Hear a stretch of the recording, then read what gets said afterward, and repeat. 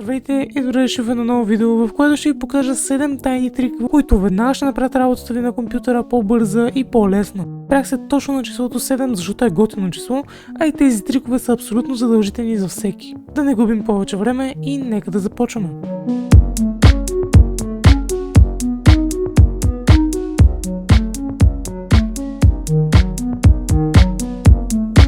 Случвало ли се да копирате нещо важно, а след това, секунда по-късно, без да искате да копирате нещо друго отгоре и да загубите първото?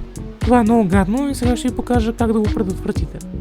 Натиснете Windows бутона и буквата V на вашата клавиатура. Първият път, като кликнете това, ще ви се покаже опцията Включи или Turn On.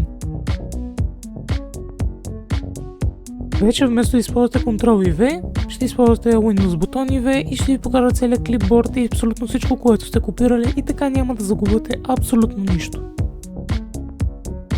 Ако влаченето на прозорци по екрана е много гадно за вас и просто не ви се занимава, но искате да свършите добра работа, просто задръжте мишката върху този бутон горе на прозореца и изберете подредбата, която искате. Или още по-лесно, използвайте тази комбинация Windows бутон и стрелката, на която искате да откарате прозореца, примерно Windows бутон и стрелката наляво.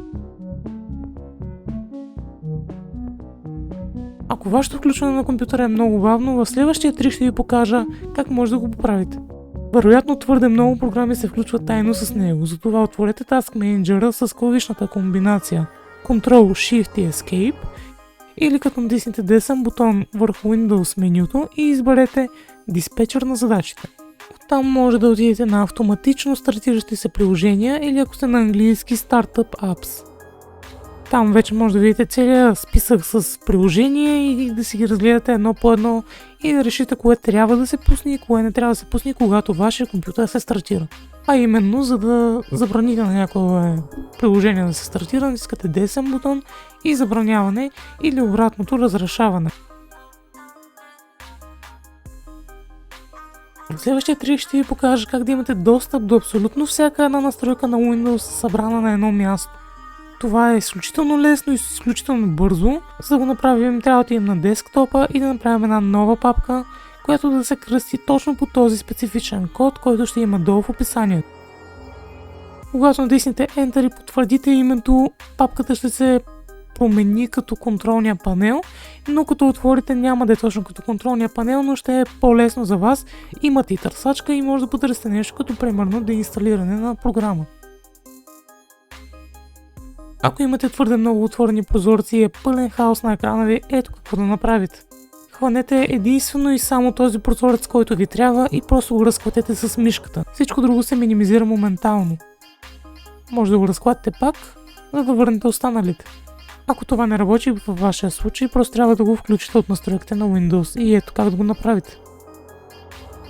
Отваряте настройките на вашия компютър или Settings, отивате на Система, оттам избирате многозадачен режим на български или ако сте на английски Multitasking и там имате Title Bar Window Shake или на български разклащане на заглавната лента на прозорец.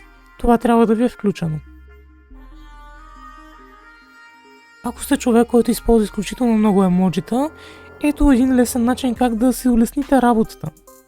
Вместо да ги търсите всеки път в Google, има специални символи в Windows или емоджита, които могат да ви спестят време.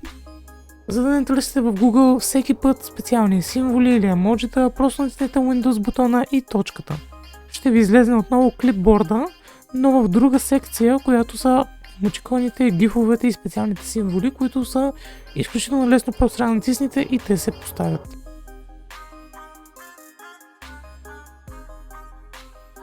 Следващата функция, която ще ви покажа, ще накара Windows да изчиства вашите дискове периодично и така няма никога да ви свърши мястото.